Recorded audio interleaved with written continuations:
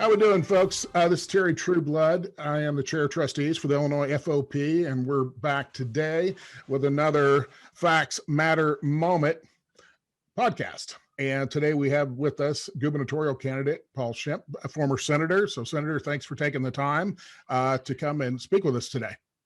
Thanks a lot, Terry. Really appreciate you having me on. Fantastic. Well, we're going to jump right into some key questions that our folks really have problems with or issues or want answers to. And I think the first thing we'll talk about is qualified immunity. Now, for the average citizen, that is a concept that they probably don't fully understand. You being a lawyer and so forth, you certainly understand it. And for police, the idea of qualified immunity is, really critical so we can do our job correctly without fear of getting sued for every little thing we do. So what's your take on trying to preserve qualified immunity, or just exactly what is your take on qualified immunity? Well, I think it is necessary in order to protect our law enforcement officers. When I'm governor, I will veto any legislation that does away with qualified immunity. This is something that was talked about as being a part of House Bill 3653, the initial version of that. Fortunately, those provisions were dropped out of there. The final bill still was atrocious, but I'm grateful that did not get included, because that would have made what was already just a terrible bill. It would have made it even worse. I think qualified immunity is something that we clearly have to have to protect our law enforcement officers. As a member of the law enforcement community, I'm a former prosecutor. I understand just how difficult the job is, and we have to give this protection to our law enforcement officers who are on the front lines. It is the right thing to do. Very good. Thank you. It is a problem, and we're having a mass exodus of law enforcement. I mean, either through early retirements, resignations, just moving out of state. And this is part of the problem. It's just too risky financially and for your own liberty to continue on. That's correct. As part of my governor campaign, I've been meeting with a lot of sheriffs throughout the state, and that is one of the things that they talk about is their greatest challenge. Is it really is difficult to keep young officers on the force, and can you really blame them because of what happened with House Bill 3653, and then unfortunately we're getting an absence of leadership out of the governor's mansion. I think it was terribly unfortunate that when we had law enforcement officers who were attacked, and that's the best way to describe it. It was an attack on them, during some of the Black Lives Matter protests. That was an occasion where we needed our governor to step up and say, look, peaceful protest is part of the American tradition, but attacking our law enforcement personnel is not, and it will not be tolerated. We need a governor who is going to be unequivocal and say, look, our law enforcement community puts their lives on the line for us every single day. They represent what is best about America, and we need to support them. It's as simple as that. Yeah, and I just for the viewers that may not know you, I mean, you kind of know this firsthand, through your service in the United States Marine Corp. So again, thank you for your service. You're welcome. I had started out as an infantry officer in the United States Marine Corp. And then after serving as an infantry officer for 4 years, I went to law school and became a prosecutor in the Marine Corps. And for 4 years, I was the head prosecutor for the Western recruiting region of the United States Marine Corps. And in that capacity, I prosecuted basically every kind of case you can imagine, from attempted murder down to bad checks, a lot of rape and sexual assault cases. So I get it. I understand exactly, what goes into the law enforcement work, what is done, what our police officers are doing every day. And then, the other thing that other experience that I had as a prosecutor was when I deployed to Iraq, I worked the trial of Saddam Hussein. I was the American advisor to the Iraqi prosecutors, and really that that experience in Iraq really gave me a lot of perspective. I mean, until you've been to a third world country, that you don't really appreciate how blessed we are in the United States. But also the thing that made that country almost unlivable was the fact that the rule of law was practically non-existent there. It was a society, where vengeance was not only, accepted, but, some people viewed it as required, that you would have to take, vengeance if you wanted to maintain your family's honor. And that is just not compatible, with a functioning society. So really what makes our society work is the rule of law, and the rule of law is dependent upon our law enforcement personnel. The police officers, the corrections officers, the prosecutors, the judges. I mean, we have to, that institution is what makes our society work, and we do need to, we need to support it. We need to recognize that,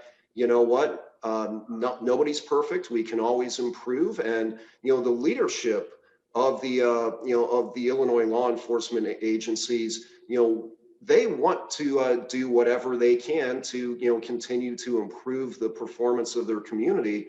But what was such a travesty about House Bill 3653 is they were excluded from any of the discussions in the drafting of that bill. In fact, the provisions of that bill were kept secret from them. And it really was a slap in the face, that whole process. It was a slap in the face to our law enforcement personnel who risked their lives for us. So, that was something that, I'm still, as you can tell, I still get ticked off about that process. Governor Pritzker should have vetoed that bill. He should have vetoed it on the lack of transparency alone. And one of the things that I will do differently as governor is I'm going to veto any legislation, any controversial legislation that was not passed in a transparent manner. I'm going to veto it, whether I agree with it or not, because for our system to work, we have to have transparency in government. We have to have trust in our process. And the way 3653 was passed, where you had the provisions changed at the last minute, nobody knew what was in it. It was voted on at 4:45 in the morning, in the Illinois Senate, and everybody that voted yes, they had no idea what was in that bill.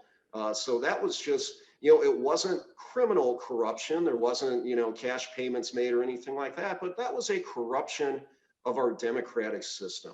We need to be able to know what is in our legislation. The public needs to be able to comment, and let their elected officials know, hey, I don't like this. This is a problem. That's what, that's the kind of thing, that makes people not trust their government in Illinois. Absolutely. And I know the FOP, we had people on the ground. We had our leadership there all through till, 2-3 days in a row with little sleep, and lobbyists there, as well as the whole coalition with the Sheriff's Association and the chiefs of police. And yeah, I mean, being shut out was horrible. Even though we attempted, leadership from the FOP attempted to meet with the president of the Senate, and got basically told no. Yeah, told talk to the hand. Yeah, talk to the hand. Pretty much. I won't go into exactly what was said, but it was not the most pleasant invitation, and it wasn't an invitation, quite frankly. And so that, I know our members are very frustrated about that, and we can't penetrate that if you're not invited, and that's something that we need to make sure that we have a seat at the table with the next administration, should there be one. And additionally, you mentioned House Bill 3653, which is a debacle as far as I'm concerned, and that's my personal opinion. It is one of the most pro-criminal actions I've ever seen, and one of the greatest unfunded mandates law enforcement has ever seen. July 1, these things go into effect, and here we're taping in mid-May, and we don't have much time. And as they say, May is the magical month of May. All kinds of crazy stuff happens in the General Assembly in May. We don't know. There's an hour time window, and I don't know that all of our members realize that, but right now, if they introduce a bill, there's 1 hour to have some kind of discussion, and then they could theoretically move it through in a chamber and into the next chamber, and trying to track that is incredibly difficult, and they make it that way on purpose. But some of the measures within this, let's just go to body cams. If the police officer accidentally forgets to turn one on, it's class 3 felony. If he jumps out of the car and is engaging in a firefight with somebody and he doesn't turn his camera on because he's trying to live, it's a felony. And hopefully prosecutors are, would decline to do that, but they're putting provisions in that they don't have the final say anymore either. That goes on up to some state government bit. So we got that going on. And that whole provision about the body cams too. And I think a lot of times body cams, have the potential, to be useful and be helpful and actually exonerate officers. But when you set up the system where it's almost, you're almost making it where you're trying to have the officer fail, you're trying to, penalize the officer, the intent, is just out of whack, with what could potentially be done. And, something that, one of the law enforcement experts that I talked to one time told me, so this is not my original idea, but he's like, look, we have, when we're talking about professional sporting events, we have instant replay and we have all these camera angles and people are, looking for like 10 minutes reviewing tape, trying to say whether the right call was made. You contrast that, with our law enforcement officers who have to make a split-second decision, and it is life and death. So, we need the perspective to understand, what is at stake and what people are doing when they put their lives on the line to wear the uniform and say that they're going to protect us, and the intent, the problem with, the way that language was written into the bill is it really makes the body cams a weapon to be used against our law enforcement instead of a tool that can help them do their job and protect them. So that, the way they drafted that language was a problem. It's also a problem that this turned into an unfunded mandate. The other side says, well, we're not trying to defund the police departments, we're not cutting their funding. Well, if you give them an unfunded mandate that causes them to have to spend all their money, that really kind of is a de facto defunding of police departments. And that's a problem as well. Right, absolutely. And even further on the body cams, the officers typically in the years gone by, you review the body cam as you're writing a report. You get into some complex situation, you want to make sure you're accurate. Now you can't even watch your own Right. body. That's incredibly stupid. It's stupid on many levels, but it's non-functional is what it is. And so I can see where these younger guys are wanting to get out or move and go to a place that actually, wants to be, embrace law enforcement for what it is. It is an ugly job. It's not TV, and watch Audie Murphy in World War II and it looks a little glorious, but when you're in it, it's really a whole different animal. Well, and people just, your average person on the street doesn't understand the stress level that goes into the job and, the impact that it has on your health. And, that's the same thing, the same thing applies to the corrections officers as well. If you're in working as a corrections officer and you're in an environment where if you drop your guard just for an instant, somebody's gonna take a shot at you or try to take you out. Unfortunately, we as a society just don't understand well enough, the risks and the stress and the costs that our law enforcement community already pays, even if it's a good day. And a good day is when you get to come home to your family. Right, absolutely. And I've said this more than once, but if they decide next year they want to reform brain surgery, which I hope they don't, but if they decided they wanted to, I would sure hope they would involve a few brain surgeons in the process.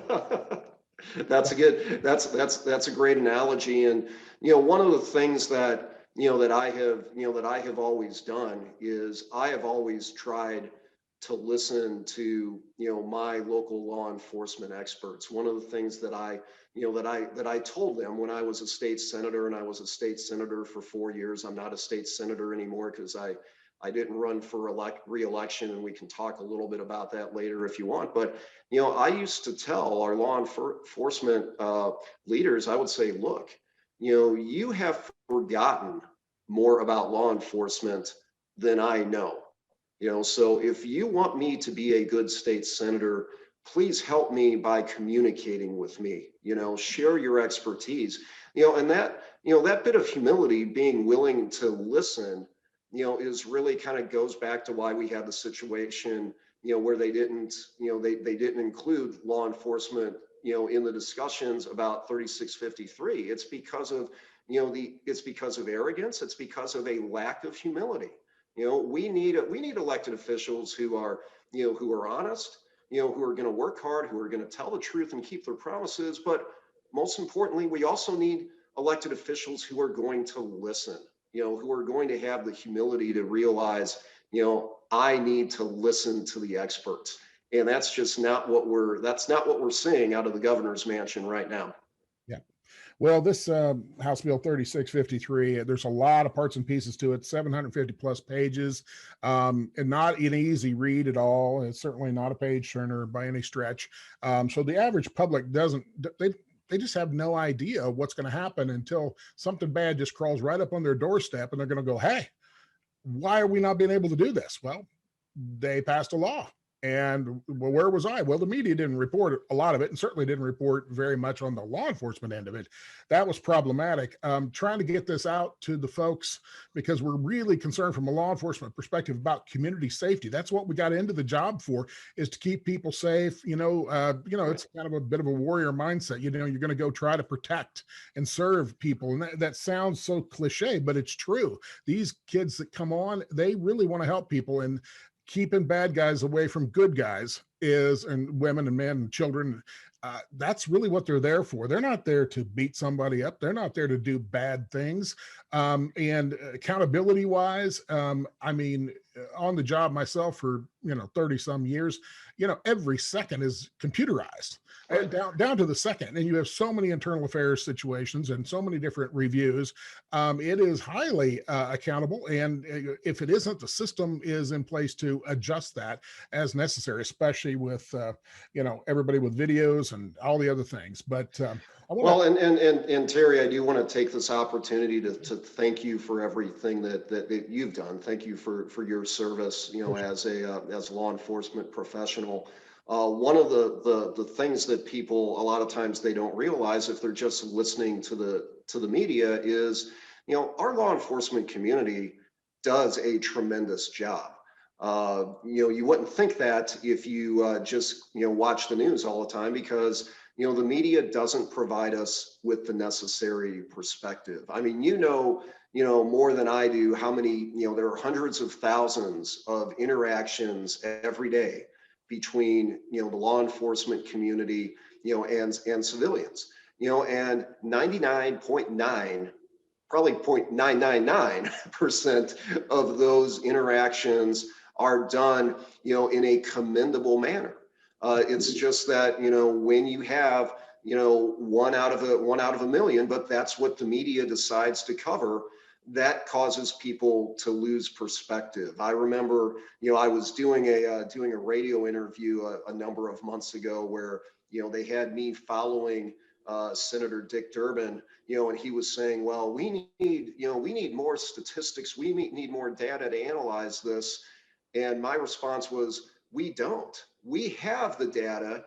He just doesn't like what it says, because, that data verifies that the law enforcement community does its job on a daily basis in a commendable, professional manner, that everybody, that almost everybody that interacts with the law enforcement community, has a positive result from that. They view the job that our police officers, our sheriffs are doing, as commendable. It's really, the problem is, the media is not is not keeping things in perspective. They don't, they're not able to tell a story about the 99.99% of the law enforcement professionals who are doing just an absolutely tremendous job. And I think the other thing that people need to realize is, there are always going to be, in whatever segment of society you're in, there's going to be some bad apples.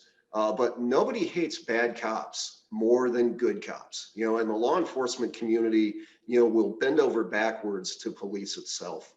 Yeah, that's absolutely true. Even the unions, which a lot of people claim are trying to keep bad cops around, that couldn't be further from the truth. In fact, as a union president and so forth, I can say that I've reached out to management multiple times and say, hey, we got a problem here, and it needs to be addressed. And sometimes they'll reach out to me and say, hey, can you address this before it becomes a problem? Yeah, I absolutely will. So that cooperative nature is there because nobody wants that. Nobody wants that at all. And typically when somebody doesn't get fired or something when they should have is because procedurally, and you're a lawyer, procedurally things were done wrong and they jumped emotionally and knee jerked. And as you see that around the media, around the country, all of a sudden somebody's working and then all of a sudden they're fired. And I bet you 99% of those have a procedure for that, where you're suspended pending termination, investigation takes place, all your rights, like anybody else out there, even if it's a traffic ticket has, those were all suspended amazingly. And then some of these folks come back because procedurally it wasn't done right. But I don't want to spend a lot of time on that. I want to kind of wind up switching gears on pensions because the pension situation in Illinois, obviously the General Assembly hasn't allocated funds for generations upon generations. In fact, I think it started in about 1938, something like that. And it's never been properly funded. And now it's, some things are coming to a head. I believe that for law enforcement, this is a huge, again, recruitment and retention issue. They went back in the 1980s and so forth and said, hey, come work for us, because everybody was going to the private sector. We don't have a lot of pay, but we have good benefits. They sell you on that. And then you get ready to retire. Then they go, well, we don't really mean that. And we had to go to the Supreme Court to prove that we did have what we needed to have. And so I guess, the question becomes, what would be your plan to provide, continued security for those pensions for not only the guys that are already there or already drawing a pension, but new guys coming in? What are we going to do about that? Well, let me first give a little bit of background. I agree with pretty much everything you said.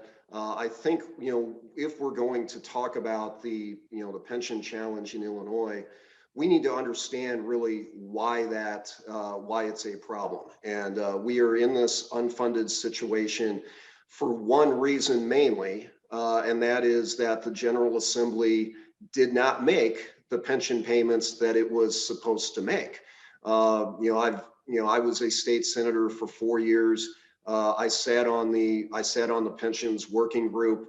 The number one reason that I was told, we have this pension shortfall is because the Illinois General Assembly did not make the required pension payments. That's the number one reason. So to me, anybody that's going to try to blame the people that have pensions for this problem is really, pointing the finger in the wrong spot. It's the Illinois General Assembly that basically stole from the pension funds. That being said, the state of Illinois needs to keep its pension promises. I've got a track record on this. You talked about that Illinois Supreme Court case. That case was decided while I was running for Illinois Attorney General.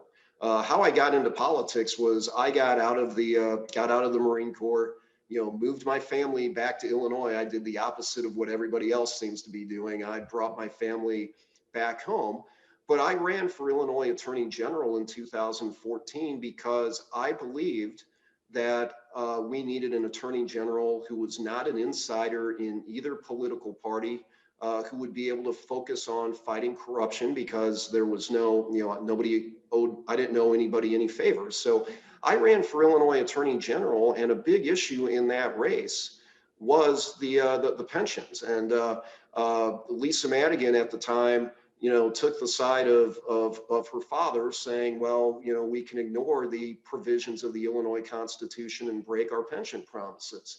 I took a very strong stand. There was no equivocating at all. I was like, look, the Illinois Constitution requires us to keep our pension promises, and that's the right thing to do.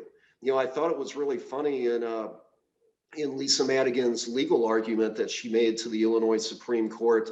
She said, well, we're in an emergency situation, so the Constitution doesn't apply. And my response was, okay, you've got it completely wrong.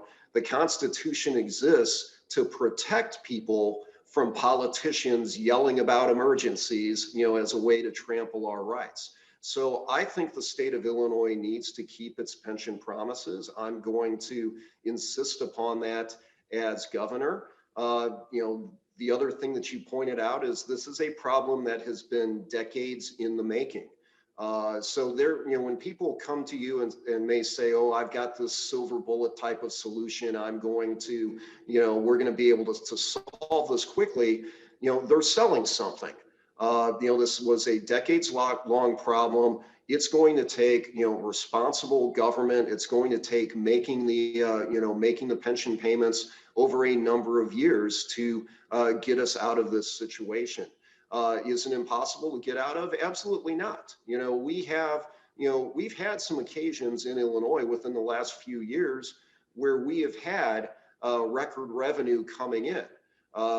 We've had the opportunity where we could have perhaps paid a little bit more than the required pension amount to try to make our systems solvent. So did we do that? No, we increased state spending across the board. We spent every last dime of what was coming in. But if we're going to, how we're going to solve the pension problem is first we have to keep our commitments. We have to make the pension payments. We have to try to reduce our liability. Offering people buyout options if they want to take those. But there is no silver bullet answer for the pension challenge. But more important than that is our government needs to keep its promises. If a government can't keep its promises, what good is it? So as governor, I'm going to insist that the state keep its pension promises. Very good. Well, I know, municipalities are bound by law to keep their pension payments up, as counties are as well. But the state, it's slippery slope there. They can pretty much do what they want. And I do know that it is a huge concern for people in law enforcement that, the attacks on the pensions, starts at the state, starts running downhill from there. And it can be, what can you tell a brand new guy? I mean, somebody who wants to get in law enforcement. I mean, a lot of our seasoned guys are saying, listen, just relax for a year or two. Let's see if this works its way out, and probably won't till 2022. If there is a change in anything that might happen then. But I'm not seeing it with my crystal ball. I don't know if you are or not. Any of this change going to occur that's going to be positive, not necessarily related to just pensions, but Well, I think it is going to hinge on what happens in 2022. One of the, to me, we talk about all the different economic metrics and, whether it's unemployment rate, GDP, and stuff like that. The key metric, really for our state is either population growth or decline. And, the bottom line is we cannot solve any of the challenges we face unless Illinois becomes a state that people either want to stay in or want to come to. And, one of my, I wasn't a fan of Governor Pritzker's State of the State speech, obviously, but to me, the worst part of that speech was he failed to even address the fact that, from July of 2019 to July of 2020, Illinois had a net population loss of almost 80,000 people. That factoid was not even brought up during the State of the State speech. And how can you claim to be a leader leveling with the people of Illinois and not point out that, look, we are still hemorrhaging population. Leaders, are honest with the people they lead. They talk about what the challenges are that we face. And the fact that the governor didn't bring that up was yet another leadership failure. But the thing that we're going to have to change in order for people to want to come to Illinois or want to stay in Illinois is we have to let them know that it's not just going to be more of the same. That to me is why people are leaving, because they say, well, I don't see any change coming up. I think if people believe that the state is going to start, having a corruption-free, responsible government, a state that's going to actually try to understand that you have to keep spending under control, and that, the government is, more government is not the answer to everything. I think if people see that there is a change in direction, they will want to stay in Illinois. And that is, that is the key piece of data, is getting people to stay in Illinois. The other problem that drives people out of Illinois is they just don't trust their government anymore. But that is something that I think is fixable as well. It should be easy to get people to trust government more, just because if you elect people who are trustworthy. If you want to be trusted, start acting trustworthy. Tell the truth, work hard, keep your promises. That's what elected officials need to do if they want people to stay in Illinois. And I touched on earlier why I didn't run for re-election. The reason I didn't run for re-election is, at the time that I would have had to file paperwork to run for re-election as a senator, I was President Trump's top choice to fill a judicial vacancy in the Southern District of Illinois. And I didn't think I had any business running for re-election when I knew I was probably going to be doing something else. I think that elected office is not a career, it's a temp job.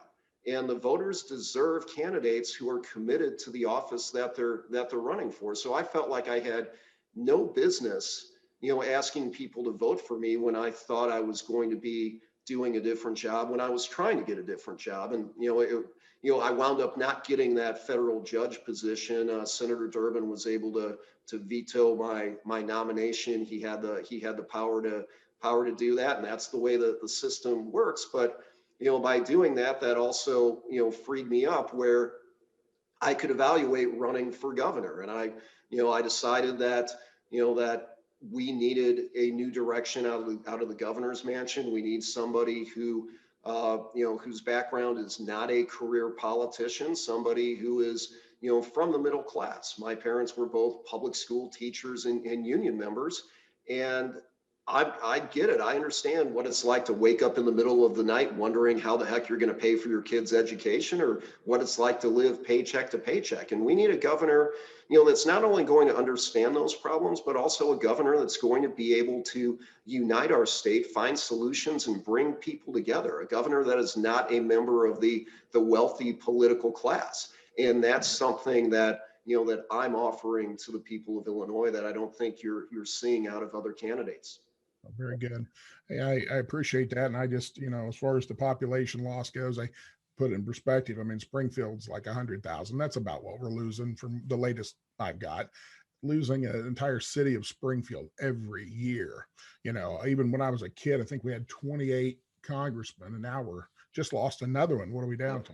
15 now or something? Something like that. But it's, and it's not so much just that we're losing, it's what it is in comparison to other states, because you may think, 100,000, that doesn't sound that bad when, we've got a population in millions, but when we're losing 100,000, but other states are gaining, we're just falling further and further behind. And that's the challenge.